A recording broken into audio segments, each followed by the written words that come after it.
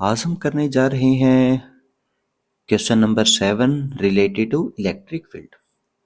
देखिए, हम जो ये वीडियो क्रिएट कर रहे हैं उसकी माँ की आंख स्टार्टिंग तक करेंगे। 1 2 3 start.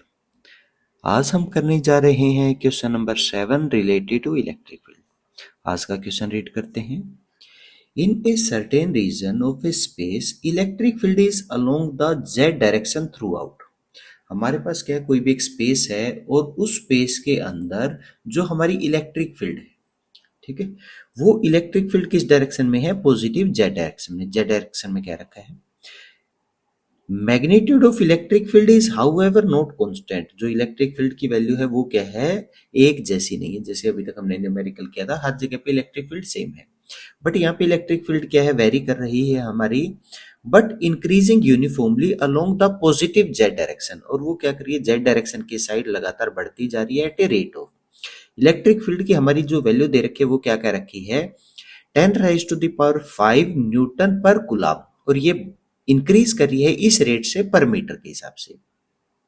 Find the force and torque experienced by a system having a total dipole moment of 10⁻⁻7 coulomb meter in the negative direction। अब हमने क्या किया? इसके नेगेटिव डायरेक्शन में एक डाइपोल प्लेस किया। देखिए, जैसे हमारे पास यहाँ पे क्या है? एक्स वाई जेड तीन एक्सिस है, तो हमारी जो इलेक्ट्रिक फील्ड है वो क्या है? जेड पॉजिटिव जेड एक्सिस के अलोंग है। क्या कह रखा है? हमारी जो इलेक्ट्रिक फील्ड है, तो हम कह सकते हैं इलेक्ट्रिक फील्ड अलोंग कौन सी डायरेक्शन? Z direction. वो वेरी कर रही है 10⁻⁵ न्यूटन पर कूलम पर मीटर, ठीक है। इसके हिसाब से वो क्या कर रही है? चेंज कर रही है। तो अब यहाँ पे हमारे पास क्या है? एक डाइपोल है जो इस इलेक्ट्रिक फील्ड के अपोजिट है, क्योंकि हमने यहाँ पे क्या किया? एक नेगेटिव चार्ज रखा है, एक पॉजिटिव, और डाइपोल की हमेशा डायरेक्शन होती है फ्रॉम नेगेटिव टू पॉजिटिव, ठीक है। तो हमारी पी की डायरेक्शन होगी, हम ये दोनों एक दूसरे के अपोजिट है। तो हमें बताना है कि इस डाइपोल के ऊपर टोटल कितना फोर्स एक्सपीरियंस होगा। अब हमें पता है, अगर किसी भी चार्ज को, डाइपोल को इलेक्ट्रिक फील्ड के अंदर प्लेस करेंगे तो उसके ऊपर एक प्रकार का फोर्स लगेगा, and that force is equal to charge into electric field, ठीक है। अब हमारे पास जो इलेक्ट्रिक फील्ड है वो क्या है? यहाँ पे कांस्टेंट हम यहाँ पे लेके चलते हैं, ठीक है। लेकिन हमारी यहाँ पे जो इलेक्ट्रिक फील्ड है दैट इज वेरिंग, ठीक है, वो क्या है? लगातार वेरी कर रही है। तो हम इस फार्मूले को कुछ इस प्रकार से लिख सकते हैं, Q D E by D Z into D Z. Same ही बात है, डी जेड से डी जेड कैंसिल आउट, तो वही हमारा ऊपर वाला फार्मूला बच गया, D E by D Z और क्यू इंटू डी जेड। अब इन दोनों को कंबाइन कर देते हैं, ये क्या हो गया? चार्ज एंड चार्ज के बीच में जो डिस्टेंस है हमारी, तो charge into distance that is equal to dipole. जो हमारा डाइपोल है तो उसको हम कितना लिख सकते हैं? P। तो हमारे फोर्स किसके बराबर हो गया?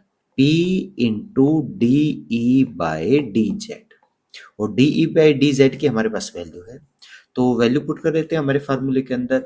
हमारे पास जो जो वैल्यू है वो कितनी कह रखी है? सबसे पहले देखिए, P की हमारे पास वैल्यू है that is equal to 10⁻⁷ coulomb meter, लेकिन ये अपोजिट डायरेक्शन में है।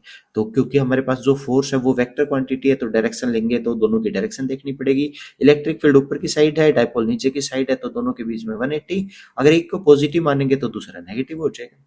तो हमने जेड एक्सिस को, पॉजिटिव जेड एक्सिस को ऊपर की साइड जो डायरेक्शन हमने मान ली वो पॉजिटिव है, तो इसका अपोजिट वाली डायरेक्शन क्या होगी? नेगेटिव। तो हमारा जो डाइपोल है वो कैसा आ गया? नेगेटिव।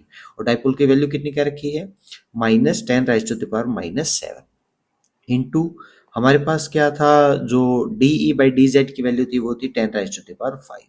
तो सिंप्लीफाई करने के बाद हमारा जो आंसर बच गया -10⁻⁻2 न्यूटन।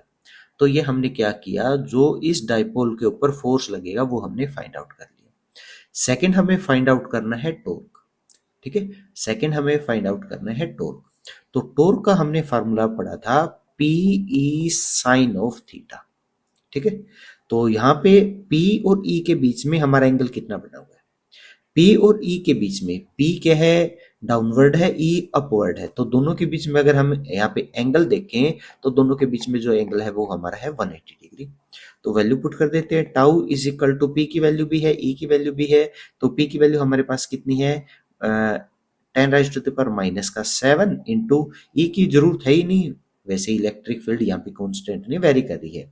ठीक है, जो भी हमारी डी ई की वैल्यू होगी इनटू में साइन थीटा, साइन 180 डिग्री, और साइन 180 डिग्री की वैल्यू जो हमारे पास होती है वो है 0। तो इस डाइपोल के ऊपर इस इलेक्ट्रिक फील्ड के कारण जो टॉर्क लगेगा वो कितना लगेगा, 0।